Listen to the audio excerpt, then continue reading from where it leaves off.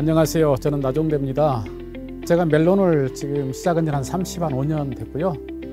이 연구를 같이 하고 있는데 이 연구는 바로 우리 농가들에게 보탬이 좀 되어 들어오자 해서 가을작형, 그 다음에 겨울작형, 여름작형, 봄작형 4계절을 지금 멜론을 가지고 농사를 하고 있습니다.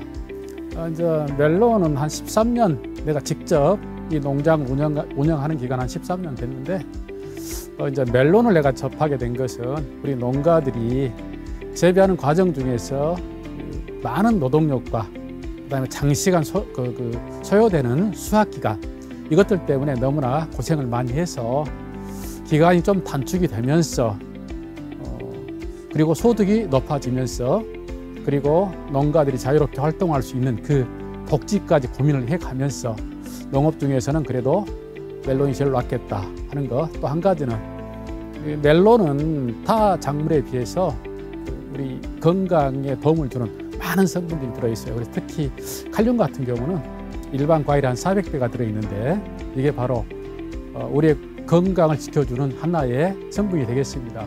왜냐하면 이건 우리 이 몸에 집적되어 있는 염류, 소금기를 흡착을 해서 배설할 때 빼줌으로 인한 그런 건강을 지켜주는 과일의 여왕. 그래서 멜론을 재배하게 되었습니다. 일단 이제 우리 농가들이 전국적으로 멜론을 많이 재배하고 있는데 실패하는 경우가 너무 많아요. 그 다음에 이제 좋은 품종을 선택하지 못해서 겪는 애로. 그래서 고생한 만큼 대가를 받아야 되는데 받지 못하는 사례가 많아서 이 농가들을 대상으로 해서 집합교육, 현장 교육 등등을 하는데 전국을 다 다니고 있습니다. 연간 한 50회 정도 이렇게 농가들 교육을 시켜주고 있네요.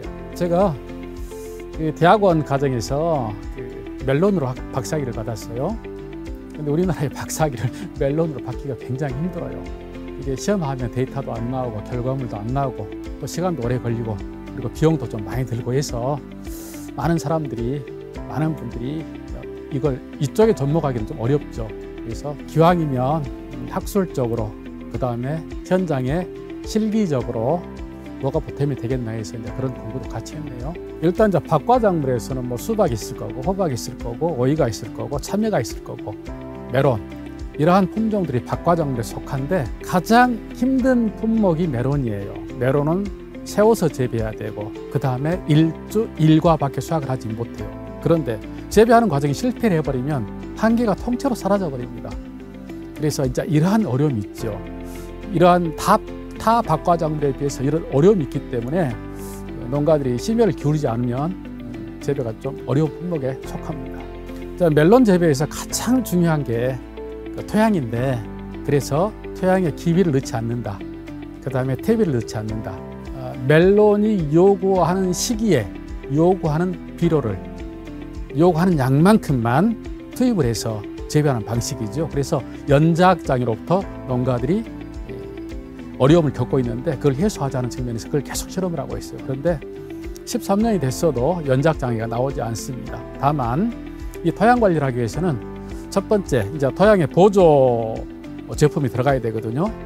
토양의 기능을 활성화하고 토양에서 발생되는 충, 균 이런 것들을 좀 잡아줘야 되는데 그래서 이제 보조로 들어가는 게 GCM, 키틴, 젤라키틴 미생물이라고 하는 것을 지금 약 재배하는 기간이 90일인데 80일에서 90일 사이인데 그 기간 동안 6 내지 7회를 1,500평에 1톤을 배양해서 지금 주기적으로 지금 함께 비료랑 물과 같이 관주를 해주고 있죠. 그래서 토양을 살리는 효과, 병해충으로부터 해방되는 효과를 거양을 하고 있어요. 이전에는 일반적인 재배 방식이었는데 그런데 이제 우연히 젤라키틴 미생물을 내가 접하게 되고 이 미생물을 사용함으로 인해서 재배하는 과정에서 발생되는 토양의 가장 무서운 선충, 이 선충을 예방할 수 있는 효과가 있더라. 그래서 이걸 지금 6년간 지금 지속적으로 멜론 또는 가지과 작물인 피망이나 고추를 같이 실험을 하고 있는데 그 작물에도 지속적으로 투입을 하고 있거든요. 그러면 연간 여기에 투입되는 GCM 미생물의 사용 횟수는 약 21회 정도 사용이 돼요. 그런데 이제 이게 일의 비용이 농가들이 굉장히 부담스러워하는데 실질적으로 굉장히 부담이 적은 금액이에요. 1000평에서 1500평 정도 사용하는 게 약 6만 원 정도 비용이 들어가거든요.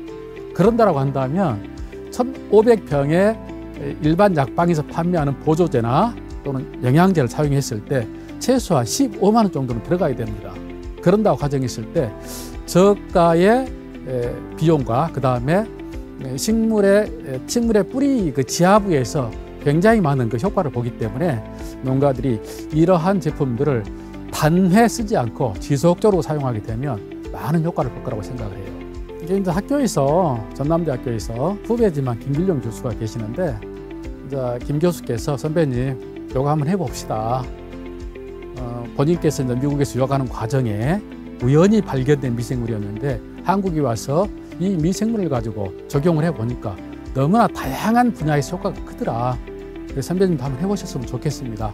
그래서 적용을 하게 됐어요. 일단 이제 일반 그 병에 선충 피해가 발생되지 않는 게 과일의 크기가 약 2.5kg 정도 됐다면 선충 발생 지역의 젤라키틴과 일반 약재를 혼합 사용해서 생산된 멜론의 크기는 약 2.3kg. 그 다음에 네트 지수, 네트의 솟아오름의 정도를 얘기하는데 이 네트 지수가 정상적인 게 네트 지수가 5라면 선충이 발생된 지역에서 생산된 메론의 네트 지수는 4 정도. 그 다음에 당도는 일반 메론이 정상적인 메론이 약 14, 15브릭스라면 젤라키틴을 사용해서 선충을 이겨낸 그 멜론도 당도가 14 내지 15브릭스가 나가더라. 그래서 전혀 문제가 없다. 그 다음에 이제 그 선충에 사용되는 약재가 제한이 돼 있거든요.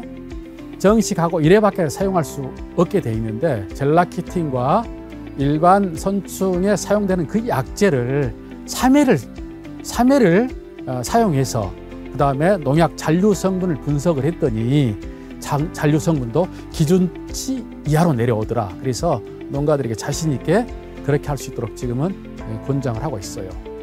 아들이 기능청에서 박과작물을 연구한 연구자였는데 그 결과물 자체가 농가들에게 이전되는 한계가 있어서 직접 우리가 같이 함께 연구하고 농사 지으면서 여기서 얻어지는 결과물을 농가에게 이전해 주는 게 훨씬 더 보람되지 않겠냐. 그래서 한 달간 설득을 해가지고 데리고 와서 지금 한 지가 8년 차 됐어요. 이제 GCM 농법이 그렇게 어려운 건 아니거든요.